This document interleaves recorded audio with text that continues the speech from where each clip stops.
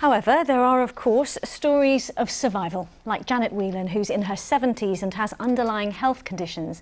She says she owes her life to the nurses who looked after her for 3 weeks at the Princess Alexandra Hospital in Harlow and is now back home. Leigh Milner has been to meet her.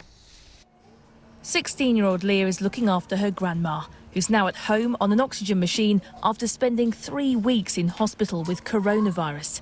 Janet Whelan already suffers from a chronic pulmonary disease, which means she was at high risk of developing severe symptoms. For her safety, we spoke to her from outside. The only thing I remember was the nurse being in all her gear, and it was terrifying. Apart from that, though, it was hard. And having no contact and not being able to say to her, you know, come here, it was hard. What did it feel like to have the virus?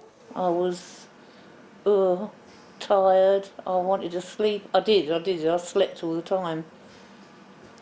And that's as I started to come round and get better and start knowing where I am and what's happening. Now, there are a lot of people who are in similar situations at the moment. What message would you give to them? I'm proof. Keep your fingers crossed, because if it can happen for me, it can happen for anyone. Janet got the virus from Leah, which is why they're allowed to live together. But it's been a worrying time for her granddaughter, who hasn't been able to see her for 3 weeks. It was difficult to keep hope because she does have so many conditions, but we always had that bit of hope in the back of our minds, but it was just terrifying because we didn't know anything. There's nothing stopping your nan, is there? Tougher than old boots. There's no getting rid of her. But yeah, she's amazing. She's the best nan ever. You're not getting rid of me. I'm going to get through anything and everything. They're stuck with me.